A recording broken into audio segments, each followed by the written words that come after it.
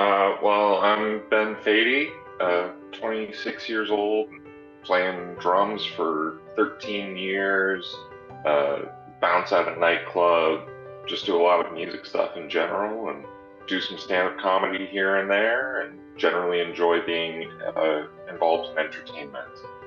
So when I was living down in Texas, uh, I just noticed that one of my testicles got hard out of nowhere, and I just kind of wrote it off for a whole 6 months. And that was really the only other symptom that I had.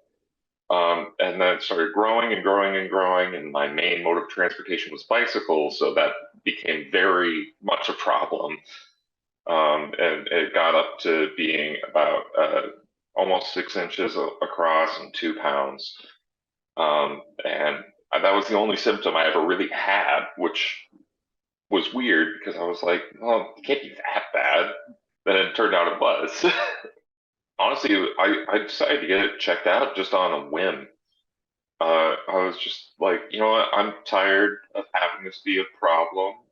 Um, well, I waited 6 months like an idiot, um, because there's that level of denial that there's an actual problem for so long, especially when it comes to something to do with your genitalia. uh, it's embarrassing, it's frightening, and you just don't want it to be a problem, but it is. Wasn't painful, but it was uncomfortable. So I was just like, you know what? Let's just go see what's going on. Yeah, so I went to my doctor. It was my first time with this doctor because I had just moved. And walks in this guy with an Alabama accent, giant beard. He's like, okay, let's check you out. And I was just already like, this is weird. And he gets a look down there, and he's like, all right, well, guys, you get an ultrasound. Which I was just like, this is continuing to be weird, but let's. I just started going full force, just like this is what's going to be happening. I don't have a lot of choice in it, so I'm just getting on this roller coaster. Let's go. Uh, and he schedules me to go to the doctor on my 22nd birthday, and I lay down and get my testicle ultrasounded, which is not something that I knew you could even do. Um, and then literally on the bus ride home, I get a call from my doctor saying, "Hey, yeah, it is testicular cancer. You have a massive tumor. Um, I'm gonna set you up with a surgeon I know. He's a urologist down here." I was like, okay, cool. What's his name? And doctor says his name is Dick Chop. And I was like, this is the weirdest day of my life. I knew nothing, nothing at all. Um, I ultimately found out that there's well, one, that it's usually when you're in your early 20s that it shows up, which I feel like should be talked about more because that's when people are still stupid. Because I was, I know this. And two, there's a big like family genetic component to it, at least for the specific kind that I had. And I found out uh, like 2 months later that there was a family history. My mom was talking to my grandmother on the phone, and my grandma goes, "Oh yeah, this person had testicular cancer." And there was a little bit of anger, and just like if I had known, I would have gone sooner. Um, I wouldn't have waited for 6 months and 2 pounds of growth. It was just never talked about because there's some weird sense of shame that goes in with that. And I'm like, I mean, I get that because it's your genitals, but like, you need to tell people if running in your family. Like, it's an important thing to know because then if something is even just slightly off, go. Just go. Get it checked out. Ultimately, within a week, they put me under, and I assumed that uh, it was going to be just like a cut into the scrotum. But turns out they got to take out all the plumbing as well. So it's actually above the genitals where the incision's made.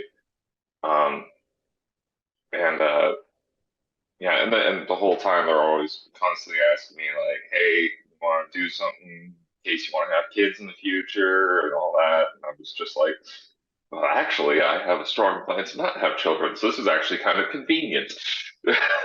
Yeah, it was honestly like instead of like having to think about like going to get a vasectomy or something, ultimately, well, actually, it wasn't the first surgery that even made me infertile. It was the second surgery, which wasn't even on my genitalia.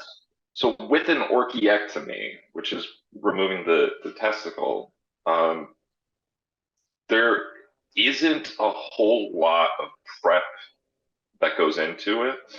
'Cause it is ultimately a pretty simple procedure. And it's likely that you'd get a drain put in, so you'd have to come in within like the next week again to get that removed. Um, but really, the recovery time, I was back on a bike within I think 5 days. Yeah, that surgery not a problem. They did the biopsy after the surgery. They found, uh, in their words, no testicular tissue visible. And that's when I found out as well that it was a teratoma. It was an absorbed twin. It was hair and bone and whatnot, flesh tissue. Um, and yeah, they essentially said that in all likelihood, I would not have to go through any chemo uh, because just doing an orchiectomy would likely flush my body of the cancerous nature. And so afterwards, I was doing blood tests once a week for a month, then twice a month, then once a month, then once every 3 months, then once every 6 months, and some CTs every 6 months just to be sure. And yeah, basically it was just like, we're just going to keep an eye on it and see if anything happens, which ultimately did. But uh, yeah, the thing about testicular cancer and the thing that it really shouldn't be so stigmatized because it is dangerous, but it is also the most treatable kind of cancer, most curable, actually. Um, and uh, I remember, like, as soon as you hear, "Oh, I have cancer," first thing you're going to Google, like, guarantees mortality rate, which don't. That's never, like, everyone's an individual. You're not a statistic. Uh, but I obviously did, and I looked it up, and I compared it to other diseases, and it said something along the same mortality rate as pneumonia. And I was like, I've had pneumonia like 3 times. Let's go. So first time around, it was a big relief, but I was still on eggshells because we were like, there's no cancer, but we got to keep an eye. And going to all those blood tests and taking all those CT scans, it was a relief, but there was also still like a good amount of anxiety and paranoia that lasted for well over a year. And then that paranoia wound up being justified. So for a year, uh, I was doing the blood tests and the CTs, and we were like weighing down on how often I was doing them. CT comes back, and they're like, "Yeah, you got some stuff in your chest, including one cherry-sized tumor right there, which is a scary place to have one." I had absolutely no symptoms for that second time at all. My symptom was having it. And I felt nothing whatsoever. there were 16 tumors up in my chest. Didn't feel them at all because they were all in that sort of like nebulous space in between organs. Most of them very, very small. One the size of a cherry. That was the biggest one. But they're going to keep growing if you don't get rid of them. And they scheduled me to, go through a laparoscopic surgery because I was pretty firmly against doing chemo if I could avoid it. I was like, I'll do surgeries all you want. I don't want to go through chemo. That sounds so bad. Um, in hindsight, I probably should have just done a couple months of chemo. Because then I wouldn't have to go through that second surgery. But it worked out in the end. A laparoscopic surgery takes a little bit more preparation and effort from patient. They have me go on a hyper low fat diet so that my skin was stretchier because they essentially have to blow you up like a balloon, which is horrifying to think of, but kind of cool in practice. One of the incisions just has an air tube that's just constantly blowing air so that they can move all the instruments around freely within your chest cavity. But for that, I had to do a month of like no fats in my diet whatsoever. And that was pretty rough, but ultimately worth it. Made the surgery go quite well. And yeah, they knock you out and you wake up in a bed and stay there for a couple of days and they make sure that you're good. There was, I couldn't eat for 2 days beforehand, I think. Yeah, it's not fun, but it's very doable. When I was talking to my urologist, no, that wasn't a urologist. He was an oncologist at that point. I went through about 6 different doctors because I was moving around all over the place throughout all of this. But that oncologist said, hey, listen, the surgery is a very good option. Chemo after the surgery is a good option, but not necessarily, as long as we just keep an eye on it afterwards. And so I spent the next 2 years afterwards doing the same thing, keeping an eye on it. When I finally had my last CT appointment, that's when I was just like, oh, it's over. We're done. The way that it works is they're going up through your lower abdomen to get up through your chest. So your abdomen is torn up just by the nature of the surgery. So it hurts like pretty dang bad. I remember I sneezed when I was in the hospital and I just started pounding the bed as hard as I could with my fists and my legs. My dad was standing next to me like, you okay? And I was like, no, my abdomen has been torn up. It was extremely not fun, but the recovery time again doesn't take that long. I had a month where I couldn't lift anything above 50 pounds by the doctor's note, which made doing bouncing work definitely not an option. And before the surgery, he scheduled it for 6 days before I was supposed to do a stand-up show. And it was going to be the first time that I headlined the show. And yeah, I go to my doctor. It's like, hey, so I know I can't lift anything for a month, but like I had this stand-up show 6 days after. Do you think I could do that? And he said, under no circumstances do you do that. So I did it. And I gotta say, doing a stand-up show or just being at a stand-up show where there's other talented comics, you're gonna laugh. and laughing when your abdomen is torn up 6 days prior. Not ideal. I didn't tear a stitch, which was awesome, but I feel like it got a little close a couple of times. But that show is definitely the best show I've ever done because, I tell the story about having cancer and uh, talking about how I had Dick Chop as a doctor, and that show is the best show of my life because it was just that 6 days prior or 6 days post surgery. The only way I could process all of that anxiety and terror was through some sort of creative form because I mean, like I said earlier, it's the most curable cancer. It's like basically as bad as pneumonia. Doesn't matter. It's cancer.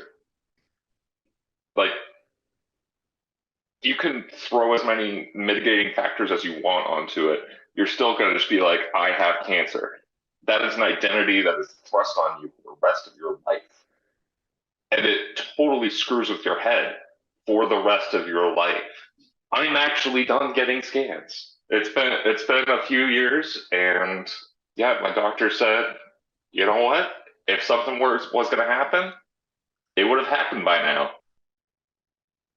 And so I don't have to go in to get scans right now.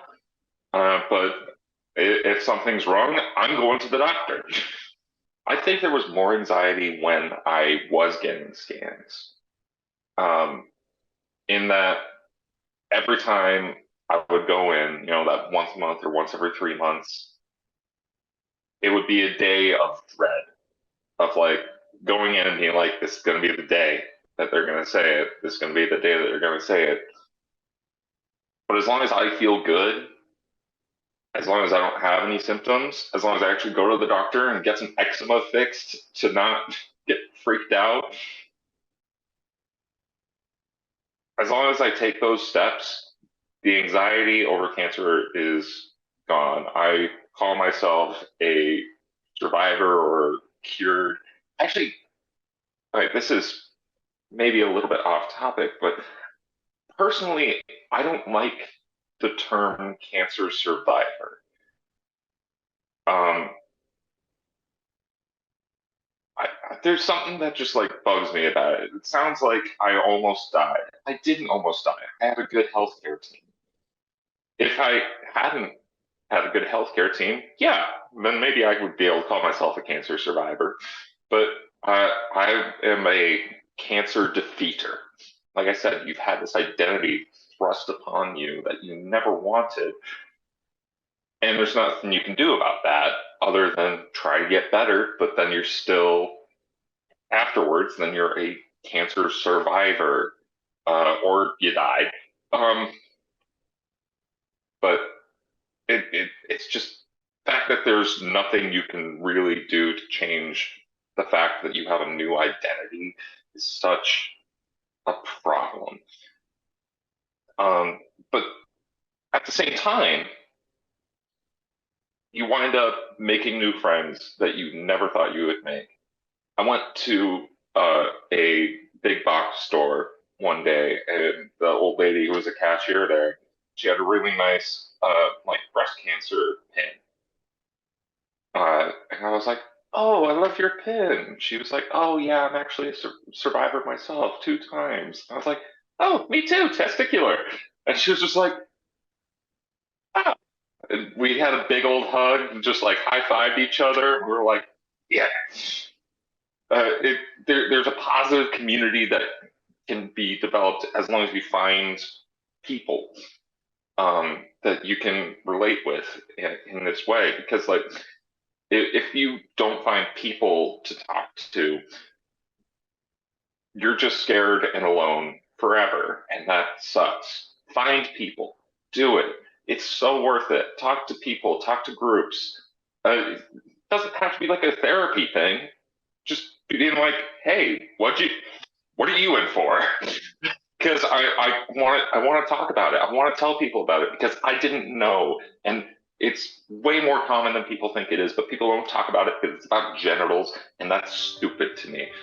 I just keep on talking about it. I mean, like I said, some of my friends say, "Oh, Ben's meeting a new person. He's going to talk about his genitals," because I think it is ultimately a funny story, or at least I've turned it into a funny story. But also, it's the best form of advocacy possible, of just like talking directly to someone and being like, hey, this is a thing you should know about and maybe get checked up on for whatever you might have. And it's worth it. It's so worth it.